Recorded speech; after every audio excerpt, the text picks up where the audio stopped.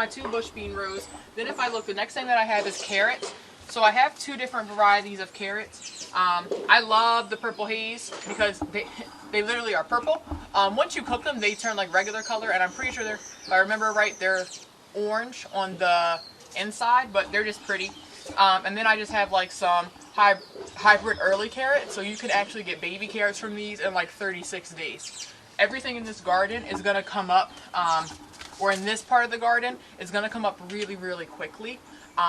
They're the early ones that can tolerate a little bit of cold, that the second that the soil can be worked, they're happy. These are also things that don't necessarily love the heat. Other than the bush beans that'll do okay in the heat for you, everything else likes it to be a little bit cooler. So they're going to be, the second the soil heats up and the days are getting a little bit warmer, these are going to be the plants that you can get in the ground immediately. So I'm going to I like to put about 4 to 6 inches in between my rows for these things. Again, some people like to do it closer, some people like to do it further apart. Again, depending on what your space is. Measuring stake also can break up the dirt. So we're going to go about 6 inches. And again, I'm going to make a trench for my carrots. And I'm doing 3 rows of carrots. I'm doing 3 rows because, unlike bush beans, which is something you plant one and a lot of beans potentially are going to come up, for every 1 seed that you plant for your carrots, that potentially is 1 plant. And that's if you're lucky and every single seed takes. So with these, I'm going to do a little bit more because what you plant is kind of what you get.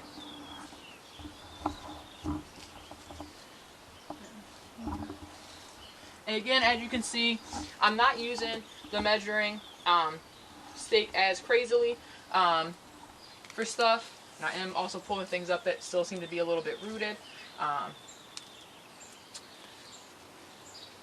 But again, I've been doing this for a while, and so between drawing out the plan, actually measuring things out a lot, I've gotten a pretty good eye for what the size of things need to be in the garden. But again, I definitely recommend, if you're new, use the tape measure, use a measuring stake, and actually really like plan out what everything is. The more you do it, your brain and your muscles and all of that will start to know, and so you can do it a little bit faster. Alright, so right now we have the purple haze carrots. Since I'm doing 3 rows, I'm probably going to do like a row and a half of purple haze and a row and a half of my other. And so these only need to be 1/4 of an inch deep. So like my trenches that I made are just, they're not real deep down in the ground. So you just want to be careful with that. And then these need about 4 inches of space. Okay. These seeds are like super, super, super teeny tiny. Like super little, right? Really, really little. So again, they need to be about 4 inches apart. For carrots, these are one of the ones that I will start kind of close because they're not going to get too wide, too crazy with them. I'm just kind of sprinkling them in the trench because some of them I'm going to pick as baby carrots. Some of them might not take since these seeds are a little bit older. So instead of like getting real crazy about spacing them 4 inches, I'm kind of just dropping a few of them in and seeing how they go. And then once they start to come up, I can always thin. I don't like to do it that way a lot because I feel like having to thin is a waste of your time and is a waste of your seeds. However, with stuff like this, where like these are from 2015, part of me just wants to use up some of these seeds and see how they do. If they're actually going to come up, it's okay.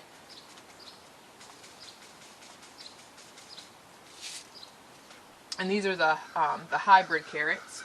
And so we're going to do those in this other half of the row. And then in this front row right here. And again, I'm not sprinkling a whole lot because again, technically they're supposed to be 4 inches apart. But these are like the older seeds that I have. And so I don't know if the germination rate is going to be as good. So kind of putting a good amount more in than I need to, but I just want to make sure that everything is okay. And then these, since they only need 1/4 of an inch of soil depth, I'm just going to cover them back up very gently. Okay, and you want to make sure you're marking off your rows. I'm not necessarily going to write what's on every single thing down, mainly because I have my garden plan and I'm actually sticking to it. So I don't need to worry about labeling every single thing. Okay. So the next vegetable that we're going to do, I'm really, really excited about them, are the radish Easter eggs seeds. So they come up really, really quickly, and they come up really, really quickly, okay? And what's really good about these is you can get a lot of them in a small space. So they can be between 1 and 2 inches, okay? So they're going to grow about this big or about this big, all right? They're not going to get real big, but you can get a lot of them into a small space. So I really like the radishes. I also like that you can cut them up, put them in a salad, you can roast them, saute them. They're pretty versatile. Okay, so I'm just going to make a couple trenches for them. Some of this stuff is a little more clotted together than I would like. Again, as you're going through, you're going to be pulling up a lot of weeds out of here, and that's good because you want to get them now instead of when they're taking over and competing for the same soil nutrients. Okay. And on the garden plan, I have that we're going to have about 18 inches of space, so about 3 rows for the radishes. I actually think I'm going to make it into 4 rows because since they don't need crazy amounts of space, we got about 4 rows and about, let's see how my measuring is. 12 here, boom, 18. Okay, so I told you when you do it a lot, okay, you'll get pretty good at eyeballing it. So again, on my garden plan, I allotted 18 inches of space. I originally was only going to do 3 rows, but since they can be planted a little closer together, I'm doing 4, but I'm staying within that same amount of space, okay? The radishes also need to kind of be at about a 1/2 inch soil depth. So again, not like right at the top of the soil, but not as deep down as our bush beans. Thank God these seeds are actually a little bit bigger. I like seeds that are bigger because they're easier to work with. And these are literally going to be planted every inch, okay? Because they're a root vegetable, I do want to give them just a little bit of space from the edge of my bed. And then I'm going to literally kind of just drop them at every inch of space. And I'm going to do that for all of the rows. For these, sometimes I've also like sprinkled them in. So what I'll do for that, and I'll show you in a second, is if you don't want to sit here and like put each individual seed in, because honest to God, it does take a good amount of time, is if you get, you know that you have 1 seed, you know, per inch or 2. So what you can do is, so I have about 1.5 feet here. Okay, so I know that I could get about 18 seeds in that space, and I'm, you know, just kind of quickly looking here, try to get about 18 in my fingers in between, and then just do like a light pinch and roll.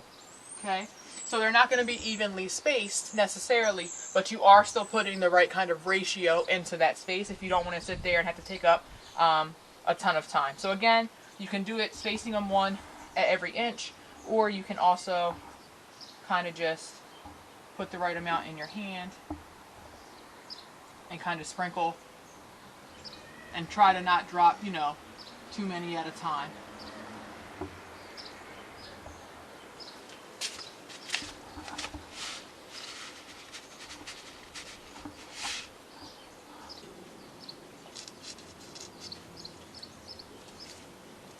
Okay. Alright, so we got the radishes done. The next one that I'm going to be doing are turnips. And turnips are something that, like, I'm trying to learn to like, okay? So they are things that I know are really good for you. They're also kind of like a twofer veggie. So you get to eat the bottoms kind of like you would a radish. And then I've heard tons of people, especially from like down south, talking about turnip greens. So they also eat the top, and you can cook them like collards or spinach or anything like that. And so I like them because they're a vegetable that you can eat the tops and you also get the roots. So again, they're not my favorite. They're kind of like my experimental plant for this season. Just seeing if we like them, what we can do with them. So I'm only planting a couple rows of turnips.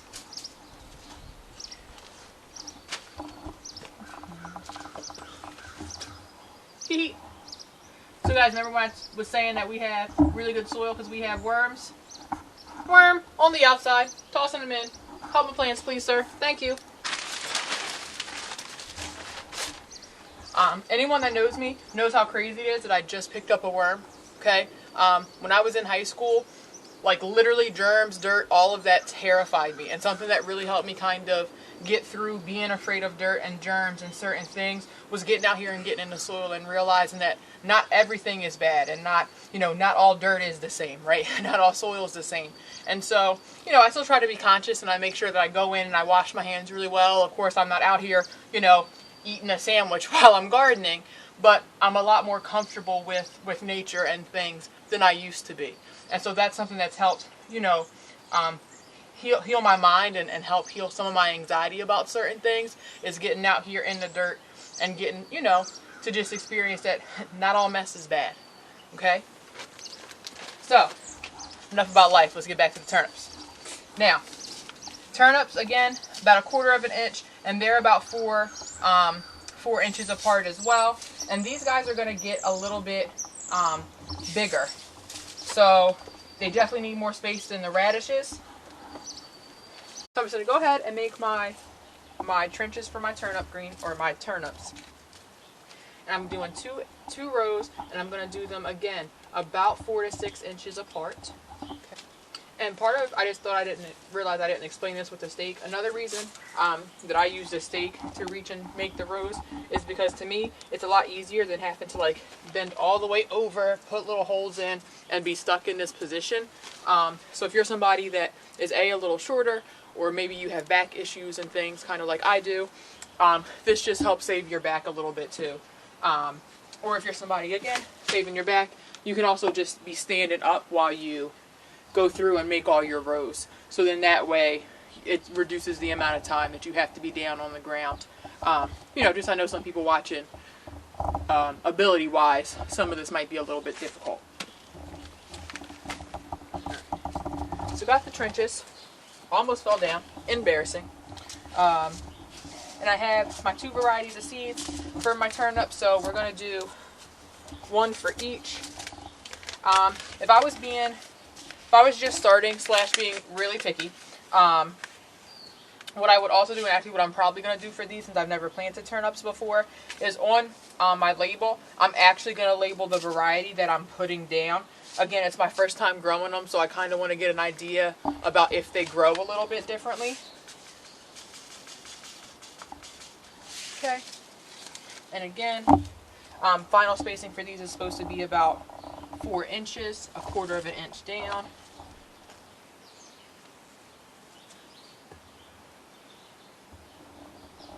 Just now planting these for the first time. I'm gonna be a little particular about how far I'm spacing them originally. So whenever I'm doing something new, I try to make sure that I'm following exactly the directions, because then that way it makes a little bit more sense as far as, okay, did this work? Did it not work? Did I follow the directions? Did I not follow the directions? Like, I don't have to second guess all of that stuff. I'm gonna drop 1 roughly every 4 inches.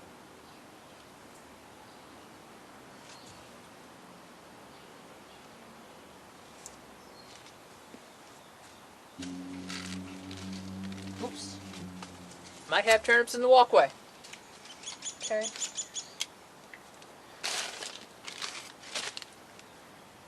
Some of the stuff that I'm planting is really not a lot. It's just a little bit. Honestly, I miss being out here in the soil, so I wanted to get stuff started. But also, it's just to get some things in the ground, get some things that'll come up for you pretty quickly. And it's not going to be, 10 dinners or lunches or anything like that, but it'll be a couple things here and there that you can add in. There's a couple of them that I've dropped like an extra seed or 2 in. 1 or 2 extra seeds is not not a big deal. You just might have to thin them a little bit. Or you're going to get, especially for like the root vegetables, they grow real close together. So you'll get one that's real big and one that's real little.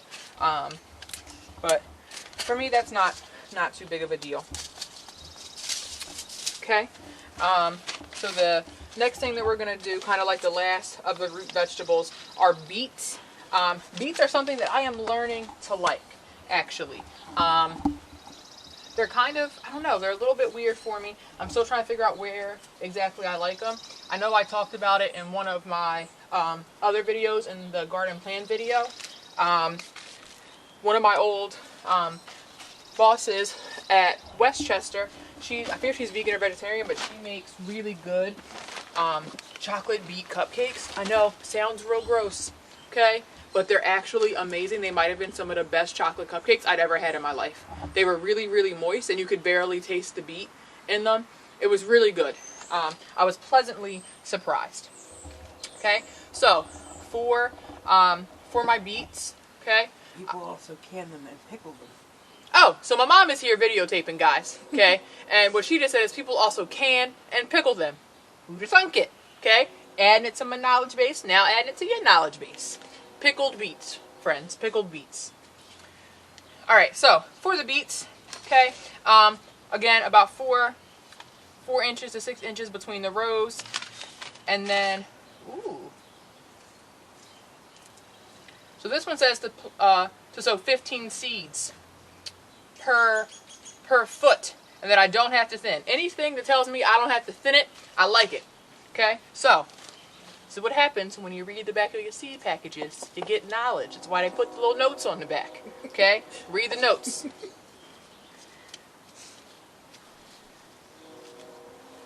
So again, gonna do some math. Got a 3-foot bed. Gonna do 15 seeds per foot, about 45 seeds. Gonna go on each row. Okay, about 45. Oh, you were gonna come back, weren't you?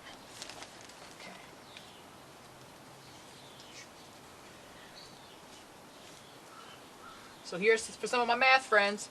I'm doing 2 rows at 45. 45 times 2, 90. Okay? Again, basic math. All the things I told my teachers I was never going to need to be able to do. Can't tell you how many times I have to do things like square footage for gardening. So thank you all my math teachers who I thought were making stuff up about me needing math. Alright. So these seeds are actually like real big. They look kind of weird. I think they look like granola. So little pieces of granola. So, like I said, really, really big kind of seeds. And so, in my hand here, I like to do 1, 2, 3, 4, 5, 6, 7, 8, 9, 10, 11, 12, 13. Okay, so 15 is probably way fewer than it actually looks.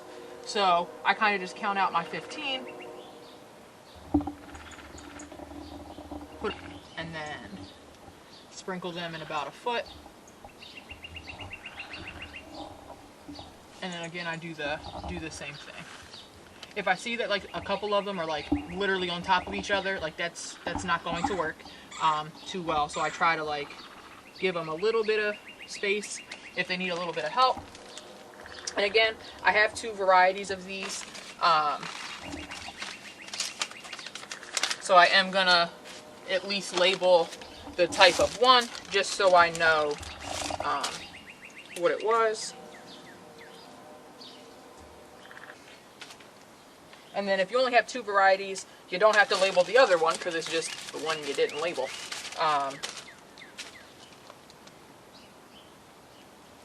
And then I'm going to put that one in. This one I actually got from a farmer's market on 2nd Street. Which a link is in another video. I'll put the link down here too. There's tons of people that are there selling all kinds of stuff, from seafood to fruits and vegetables, butters. There's a dog barking. So I got this from there. It's the first time I'm actually going to use this one, and it's really good because it's actually a pre-1840s heirloom.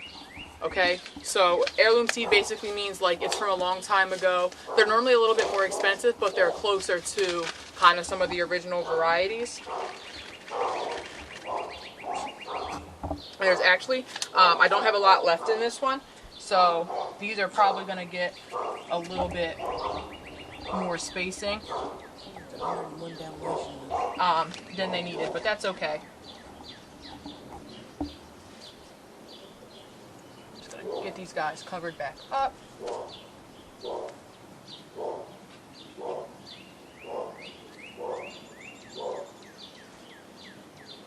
And, next thing I'm doing, I'm super excited. If you have never grown your own baby spinach, you need to, okay? It's one of the easiest things for you to grow. And what's nice is you can literally start harvesting the baby spinach in maybe 3 or 4 weeks. And you can keep it going for a long time. So I'm going to do a good amount of this. Like I'm going to probably give it, on the garden plan too, I gave it about 2 feet. Okay, again, just using my handy dandy measuring stick. Yeah, so that's this right here, from here to here is about 2 feet. So I'm just gonna mark this off as my end row. And I'm gonna do these really close together. So I'm probably gonna get, sorry, I just wanna break this up. I'm gonna get four or 5 rows in here. Again, it's for baby spinach, so it's not gonna get real big. If you've never actually seen full-grown spinach, they can get to be, those plants can get to be the same size as like your full-grown collard green plant, so they can get really big. But the good thing about baby spinach, especially if you don't have a lot of space, you're gonna pack these seeds together. And what I mean by that is, I'm not gonna measure, okay? Really, I'm just gonna pour some in my hands. A lot of seed packs, I don't know if this one does, will tell you the final spacing of baby seeds sometimes. This one doesn't. So what I do is I put a good amount in my hands, and I am literally going to just sprinkle a ton of them in. The reason is that as you harvest them and as you pick off the baby spinach leaves, and if you overpick one plant, there's so many that are going to be in there that they'll just come back from a different seed. So that's why for this one, for baby spinach leaves, you don't have to be too crazy. You can do baby salad greens with arugula, mustard. There's another one, there's like an Asian leaf green mix called mach. I think is how you say it, M-A-C-H-E. I have some of those. So you can do a salad mix of your own, and I'm going to end up doing that in another video in one of the small kind of raised beds that's on my porch. And so that will be like our come out real quick for a dinner and just harvest some fresh leafy greens. There's nothing better than your own salad mix, and that doesn't take a lot of space, guys. You can do, you know, a 1 foot by 2 foot bed, right? Not real big, just a little bit, but you can get, you know, every 6 inches you can plant a different kind, and it'll come up for you. It's not going to be a ton.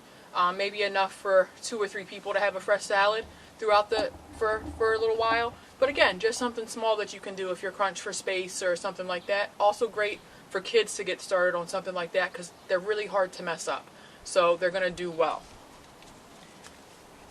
So again, just getting all my spinach seeds in. This is the one where I'm not anal about. I'm not measuring.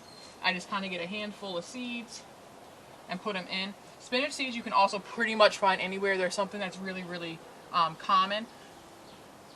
So it's not like you have to go crazy trying to find spinach seeds.